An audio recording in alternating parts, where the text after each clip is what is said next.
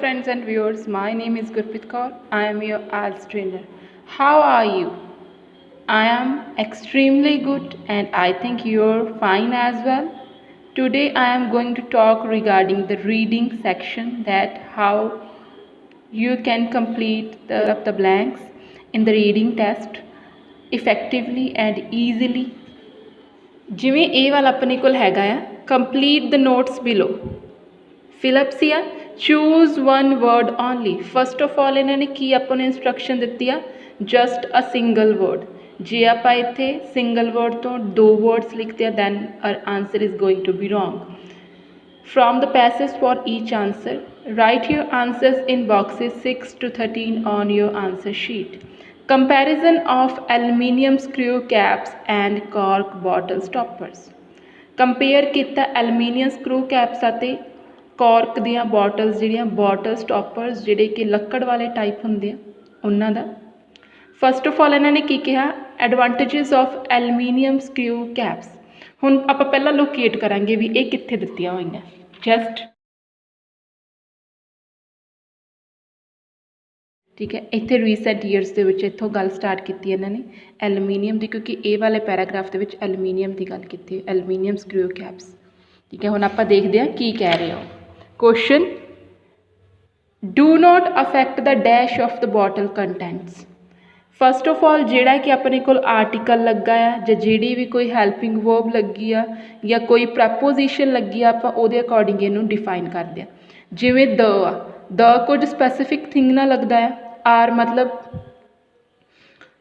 Dash to produce, R ਕੁਝ ਇੱਦਾਂ ਦਾ ਵੀ easy ਹੋ ਸਕਦਾ, ਕੁਝ ਇੱਦਾਂ ਦਾ ਪ੍ਰੋਡਿਊਸ ਕਰਨ ਦਾ ਆਪਾਂ ਅੰਦਾਜ਼ਾ ਥੋੜ੍ਹਾ ਲਗਾ ਸਕਦੇ. ਜਿਵੇਂ ਇਹ ਲਿਖਿਆ ਆ made from a dash material, a ਮਤਲਬ ਸਿੰਗੂਲਰ ਆ.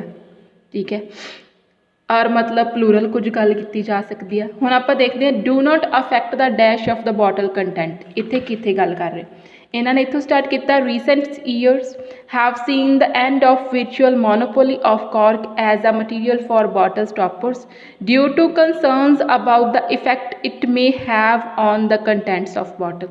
Effect ਦੀ ਗੱਲ ਹੀ ਕੀਤੀ ਹਜੇ, ਕਾਹਦੇ ਤੇ ਇਫੈਕਟ ਕਰਦਾ ਹੈ ਆਪਾਂ ਹੁਣ ਦੇਖਦੇ ਹਾਂ.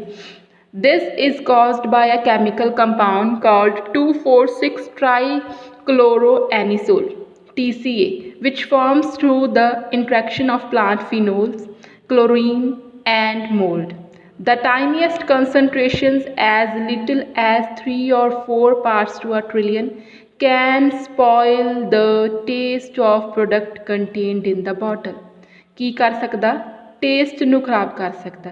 ਕੈਨ ਸਪੋਇਲ, ਇੱਥੇ ਉਹਨਾਂ ਨੇ ਕੀ ਕਿਹਾ, ਡੂ ਨਾਟ ਅਫੈਕਟ ਮਤਲਬ ਐਲੂਮੀਨੀਅਮ ਦੀ ਗੱਲ ਕਰ ਰਹੇ ਆ.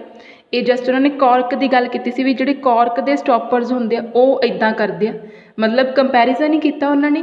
ਜਸਟ ਇਹਨਾਂ ਨੇ ਕੀ ਕਿਹਾ, ਟੇਸਟ ਪ੍ਰੋਡਕਟ ਨੂੰ ਖਰਾਬ ਕਰ ਦਿੰਦਾ. ਠੀਕ ਹੈ, ਬਟ ਇਹ ਕੀ ਚੀਜ਼ ਹੈ ਜਿਹੜਾ ਐਲੂਮੀਨੀਅਮ ਹੈ ਉਹ ਨਹੀਂ ਕਰਦਾ. Do not affect the taste. Are dash to produce, ਕੀ ਆ ਪ੍ਰੋਡਿਊਸ ਕਰਨੇ ਕਿਵੇਂ ਦੇ ਆ. ਫਿਰ ਇਸ ਤੋਂ ਅੱਗੇ ਉਹਨਾਂ ਨੇ ਕਿਹਾ ਹੋਇਆ, ਕਿਉਂਕਿ ਇਹ ਫਿਲਅਪਸ ਹਮੇਸ਼ਾ ਸੀਕੁਐਂਸ ਦੇ ਵਿੱਚ ਹੁੰਦੀਆਂ ਆ. Contained in the bottle, the result has been a gradual yet steady move first towards plastic stoppers and more recently to aluminium screw caps.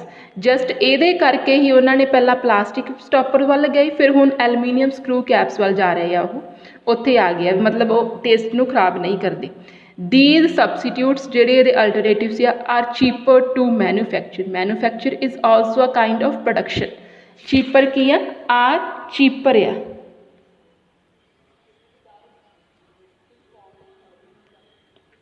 ਠੀਕ ਹੈ, ਫਿਰ ਉਸ ਤੋਂ ਬਾਅਦ ਕੀ ਉਹਨਾਂ ਨੇ ਦੱਸਿਆ, R dash to use.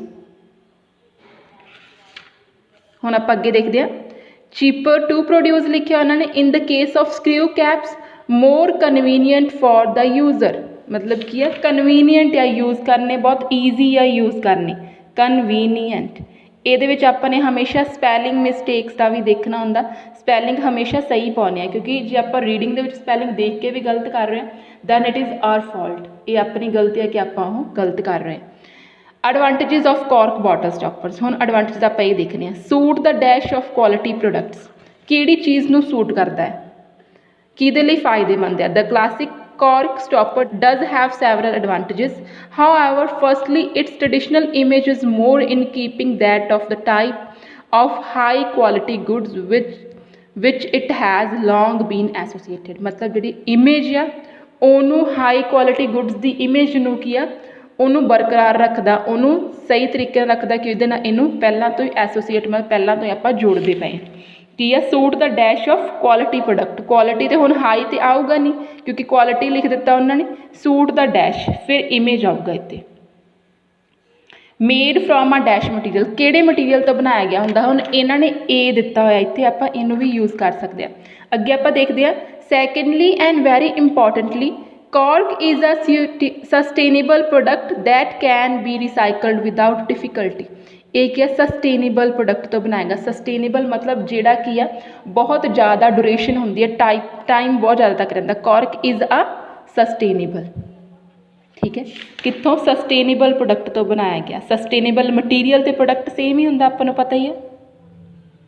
Sustainable easily dash, ਹੁਣ ਇਹਨਾਂ ਨੇ ਨਾਲ ਹੀ ਬੋਲ ਦਿੱਤਾ ਸੀਗਾ that can be recycled without difficulty। without difficulty मतलब easy ਆ ਉਹਨੂੰ recycle ਕਰਨਾ, easily recycled। almost ਆਪਾਂ ਹਮੇਸ਼ਾ same ਜਿਹੜੀਆਂ ਹੁੰਦੀਆਂ ਫਾਰਮਸ ਉੱਥੋਂ ਚੁੱਕ ਕੇ ਆਪਾਂ ਲਗਾ ਦਿੰਦੇ ਹਾਂ। cork forests aid ਮਤਲਬ ਅਸਿਸਟ ਕਰਦਾ ਕਿਸੇ ਚੀਜ਼ ਨੂੰ, ਹੈਲਪ ਕਰਦਾ ਕਿਸੇ ਚੀਜ਼ ਦੇ ਵਿੱਚ, ਹੈ ਨਾ। ਆਪਾਂ ਹੈਲਪ ਦਾ ਸਿਨੋਨਿਮ ਵਗੈਰਾ ਦੇਖਾਂਗੇ।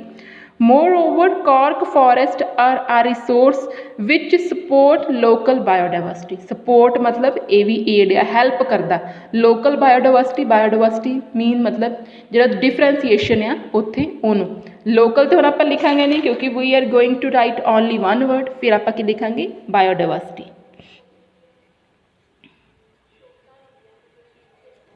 cork forest stop dash happening, ਕਿਹੜੀ ਚੀਜ਼ ਨੂੰ ਰੋਕਦਾ ਆ and prevent desertification in the regions where they are planted। prevent मतलब stop करदा, desertification मतलब desert ਦੇ ਵਿੱਚ convert ਨਹੀਂ ਹੋਣ ਦਿੰਦਾ ਉਹਨੂੰ। desertification, ਠੀਕ ਹੈ।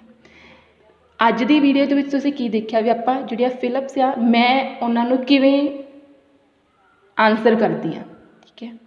ਵੀ ਮੈਂ ਹਮੇਸ਼ਾ ਕੀਵਰਡਸ ਦੇਖਦੀ ਹਾਂ ਜਾਂ ਫਿਰ ਕਿਵੇਂ ਉਹਨਾਂ ਨੇ ਆਰਟੀਕਲਸ ਕਿਹੜੇ ਦਿੱਤੇ ਆ, ਪ੍ਰੈਪੋਜੀਸ਼ਨ ਕਿਹੜੀਆਂ ਦਿੱਤੀਆਂ ਹੋਈਆਂ, ਮੈਂ ਹਮੇਸ਼ਾ ਉਹਨਾਂ ਨੂੰ ਦੇਖਦੀ ਹਾਂ ਤਾਂ ਕਿ ਮੈਂ ਈਜ਼ੀ ਹੋ ਸਕੇ ਮੈਨੂੰ ਲੱਭਣੀਆਂ, ਫਾਈਂਡ ਕਰਨੀਆਂ। ਅਤੇ ਜੇ ਤੁਹਾਨੂੰ ਇਹ ਮੇਰੀ ਵੀਡੀਓ ਵਧੀਆ ਲੱਗੀ ਹੈ ਤਾਂ ਇਹਨੂੰ ਲਾਈਕ ਕਰ ਦਿਓ, ਆਪਣੇ ਫਰੈਂਡਸ ਦੇ ਨਾਲ ਸ਼ੇਅਰ ਕਰ ਦਿਓ ਕਿਉਂਕਿ ਸਭ ਲਈ ਯੂਜ਼ਫੁਲ ਹੋਊਗੀ।